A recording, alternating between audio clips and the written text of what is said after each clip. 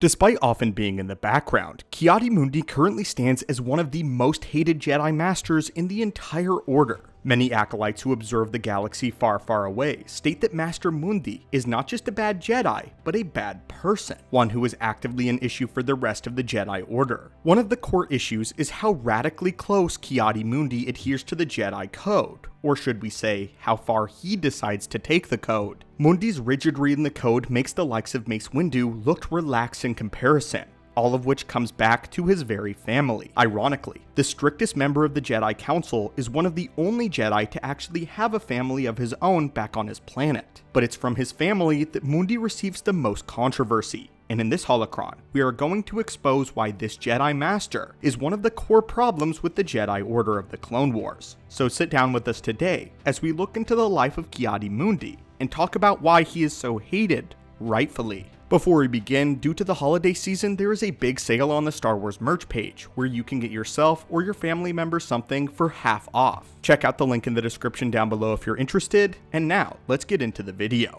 Mundi is renowned for his skill in combat and power within the Force. His ascension to the Jedi Council may not have come as a result of his power though, but his status definitely complements his strength. His Force pushes especially were devastatingly powerful, enough to break a deep crater in solid rock. Not only this, but he was skilled in Force healing to some degree, as he was able to successfully heal minor injuries. But these skills paled in comparison to his skill with the lightsaber. Mundi used a hybridized style which consisted of Form 4 Ataru, Form 3 Sarisu, and Form 2 Makashi. With this style, he was a beast on the battlefield to say the least. This fact earned him begrudging respect of many of the clones who served alongside him. During the Battle of Hypori, Mundi would show his strength when fighting the freshly emerged General Grievous. In Legends continuity, General Grievous was a force to be reckoned with, and the droid general easily threw around the Jedi team on Hypori, and Mundi would be the last Jedi standing. Mundi fended off Grievous for far longer than any of the other Jedi Masters present, at least long enough for the ARC troopers to arrive.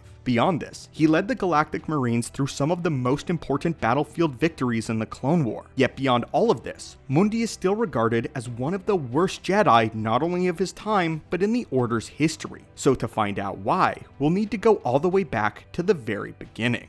Mundi was one of the rare Cerean males born on his home planet. On Cerea, the birth rate of the males to females is 1 out of 20, an extremely low margin. Out of his large family, Mundi was the only male born. Mundi began to show signs of Force sensitivity from a very early age, specifically with being able to telekinetically lift objects and sense danger before it occurred. However, he was so powerful that his abilities were unstable, and nearly anything he tried to levitate with the Force would explode shortly afterwards. However, his senses were keen, which allowed him to always sense the group of raiders that would frequently visit his family's homestead. These Cerean raiders were known for stealing away male children, and they were led by a man named Ben Garda Zahn. Many times, Mundi had to hide away while listening to his father be beaten by Zahn, while the rest of the family's possessions were broken or stolen by the thugs. Eventually, news of Mundi's strange abilities traveled outside of the remote world of Cerea and to the ears of a certain Jedi Master by the name of Anya Kuro. If you recognize this name, it would be because she is known as the Dark Woman, the same one who trained Aurra Sing, as she is a very well-known Jedi for her strength in the Force and knowledge of esoteric abilities not usually seen by most Jedi. She was also known though for her intense training and borderline barbaric training methods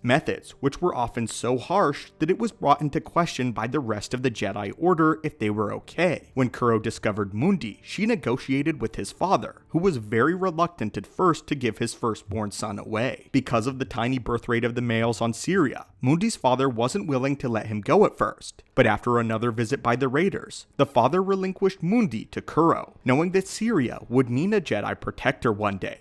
The young Mundi gave a teary goodbye and promised his family that he would return to free them one day soon, and with that, he was taken to be trained as a Jedi Knight. Despite being 4 years old, the Council allowed Mundi to join the ranks of the Jedi Order. Kuro wanted to take him as her Padawan since she could sense his strength in the Force. However, the Council denied this request because they usually only sent troubled Padawans to Anya Kuro. Instead, Master Yoda would become the direct master of Mundi. This was back in the day before Yoda had decided to retire from training individual students, and Mundi would be the Grand Master's final Padawan.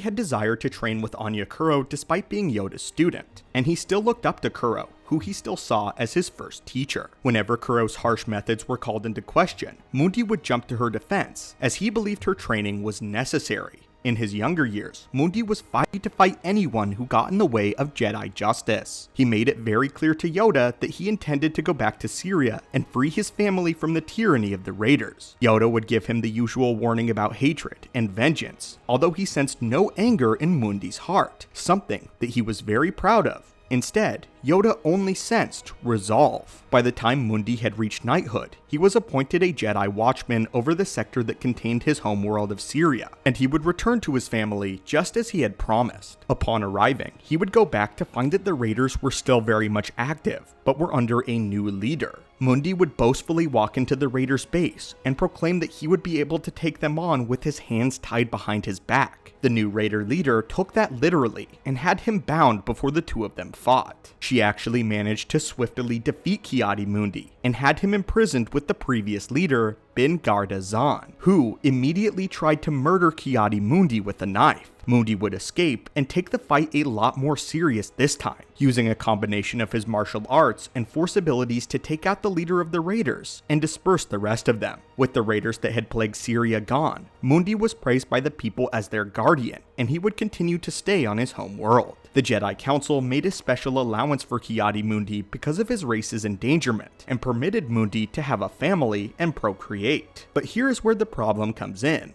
Mundi was able to have a family under the stipulation that he was never allowed to become attached to any of them. It was purely for his race's survival and nothing else. At first, Mundi found this to be extremely difficult, and he would follow the Cereans' polygamy ways and have 5 wives and 7 daughters, trying his absolute best not to get attached to any of them. Eventually, he achieved this, saying that he did not care for any of them whatsoever, believing that they were his duty, not his family. Despite this, Ki-Adi-Mundi desperately wanted to have a son of his own, not only to carry on the family name, but also lead the family when he was no longer around. None of his wives were able to give him a son, which greatly disappointed him. As a result, he would neglect all of his daughters, resulting in one of them eventually getting mixed up with a group of terrorists disguised as activists. Once this daughter of his was kidnapped and nearly killed by the terrorists, Mundi would go out and manage to rescue her. Along the way, he learned his lesson about appreciating his daughters despite not having a son, realizing that his daughter had gone astray because he had done nothing to help her when she was young, and the signs were now showing of this. In the end though, this realization would be short-lived and quite tragic, as this lesson would not hold strong, especially after Mundi was gifted a seat on the Jedi High Council.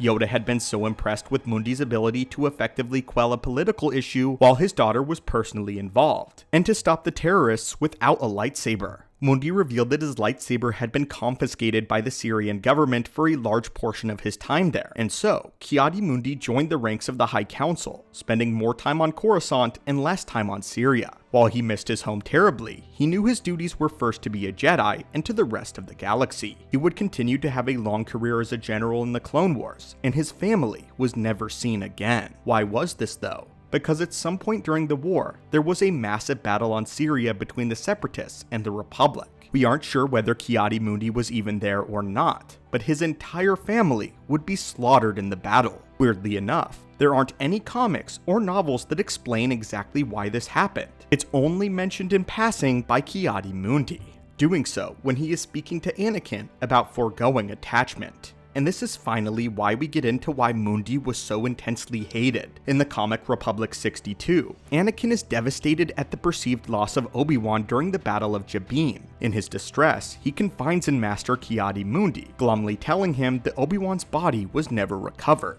And it's here where we get the line from the Cerean Jedi Master, one that would stick with Anakin forever, especially when he decided to murder the Jedi. There may have been no body to recover. That was the case when my family was killed during the Battle of Cerea. I also found it difficult to accept, but I had to if I was going to stay true to our beliefs. It is this single line that paints a target on Mundi's back. The calloused and cold ways he delivers this information to Anakin shows his psychopanatic devotion to the Jedi, Jedi are taught to be emotionless and to be without attachment or passion, but what Mundi seems to forget is that they are still meant to have compassion. It's clear that he at least cared somewhat, as he admitted that he had a difficult time accepting their deaths, but it's how easily he moved on that shows he truly never had any attachment to them in the first place, or at least killed what little he had. Despite everything he went through, their deaths ultimately did not impact Mundi at all. To some in the Jedi, this kind of rigid cementation of his beliefs as a Jedi appear admirable, but to others, psychotic. He had cut his emotions off so completely that he did not care for a single person. So our question today is, was his hatred deserved? We've exposed Mundi's cold-heartedness towards his family's destruction. But on the same hand, we know that he deeply cares for his people and his world. He cared to such a degree that he spent his life watching over them, and even encouraged his people to remain independent of the Republic. They were a very low-tech society that shunned away modern advancements, and Mundi appreciated this. He had great respect for his people's culture, but rooted himself with finality in the ways of a Jedi. Mundi was a man who tried to have it both ways. He wanted to protect the sanctity of his planet's future while carrying out his duties as a Jedi. Mundi was overloaded with responsibility, and this caused him to be emotionally detached from everything and everyone around him.